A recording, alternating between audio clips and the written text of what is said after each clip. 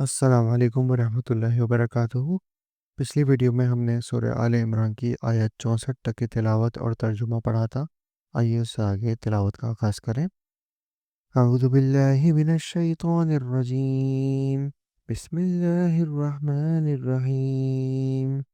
یا اہل الکتاب لم تحاجون فی ابراہیم وما أنزلت التوراة والإنجيل إلا من بعده أفلا تعقلون۔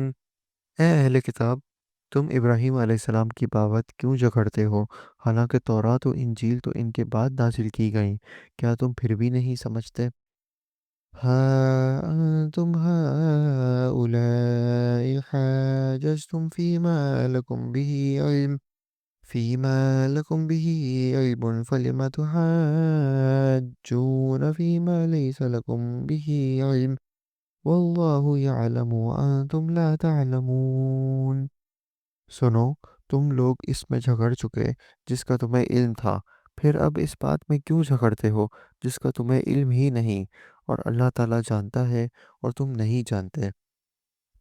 ما كان إبراهيم يهوديا ولا نصرانيا ولكن كان حنيفا مسلما وما كان من المشركين۔ ابراہیم علیہ السلام تو نہ یہودی تھے نہ نصرانی تھے، بلکہ وہ تو یک طرفہ خالص مسلمان تھے اور وہ مشرک بھی نہ تھے۔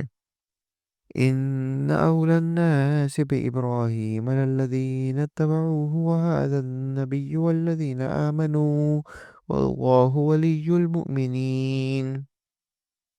سب لوگوں سے زیادہ ابراہیم علیہ السلام سے نزدیک تر وہ لوگ ہیں جنہوں نے ان کا کہا مانا، اور یہ نبی اور جو لوگ ایمان لائے، مومنوں کا ولی اور سہارا اللہ ہی ہے۔ وَدَّتْ طَائِفَةٌ مِّنْ أَهْلِ الْكِتَابِ لَوْ يُضِلُّونَكُمْ وَمَا يُضِلُّونَ إِلَّا أَنفُسَهُمْ وَمَا يَشْعُرُونَ۔ اہل کتاب کی ایک جماعت چاہتی ہے کہ وہ تمہیں گمراہ کر دیں، دراصل وہ خود اپنے آپ کو گمراہ کر رہے ہیں اور سمجھتے نہیں۔ یا اہل الکتاب لما تکفرون بآیات اللہ وانتم تشہدون۔ اے اہل کتاب، تم باوجود قائل ہونے کے پھر بھی دانستہ اللہ کی آیات کا کیوں کفر کر رہے ہو؟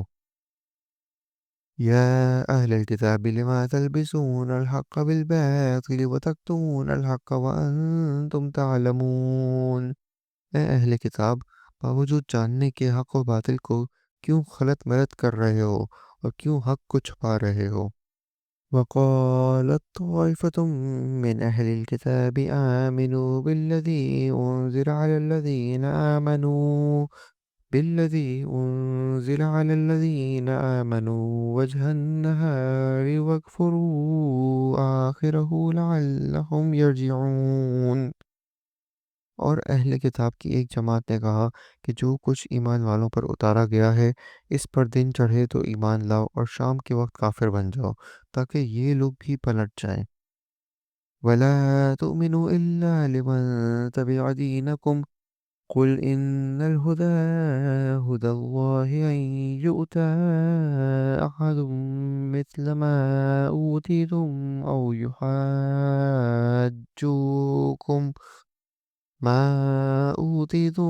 يُحَاجُّوكُمْ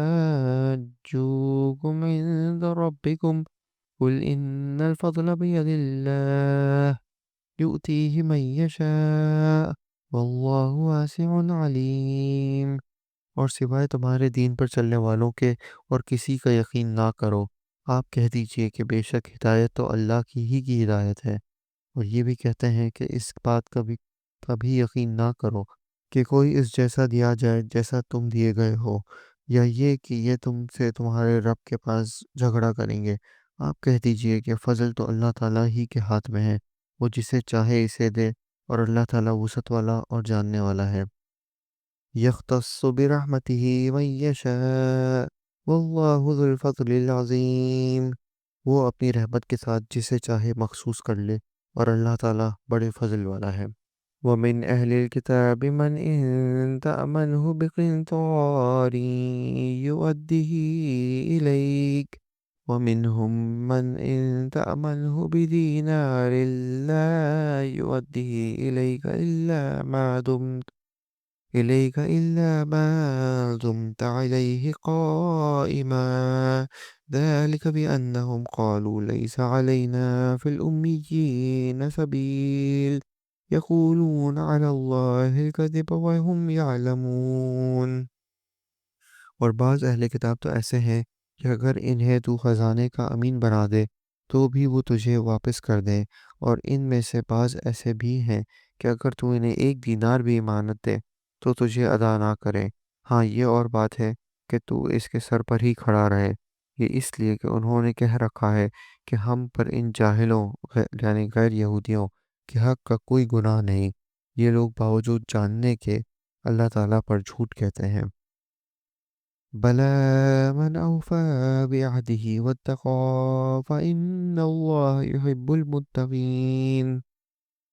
کیوں نہیں، مواخذہ ہوگا البتہ جو شخص اپنا قرار پورا کرے اور پرہیزگاری کرے، اور اللہ تعالیٰ بھی ایسے پرہیزگاروں سے محبت کرتا ہے۔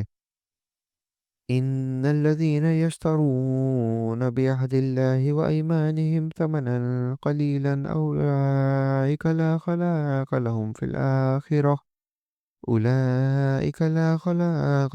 الآخرة ولا يكلمهم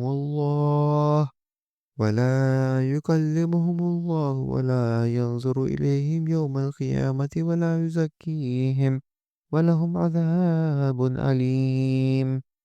بے شک جو لوگ اللہ تعالیٰ کے عہد اور اپنی قسموں کو تھوڑی قیمت پر بیچ ڈالتے ہیں، ان کے لیے آخرت میں کوئی حصہ نہیں، اور اللہ تعالیٰ نہ تو ان سے بات چیت کرے گا، نہ ان کی طرف قیامت کے دن دیکھے گا، نہ انہیں پاک کرے گا، اور ان کے لیے دردناک عذاب ہے۔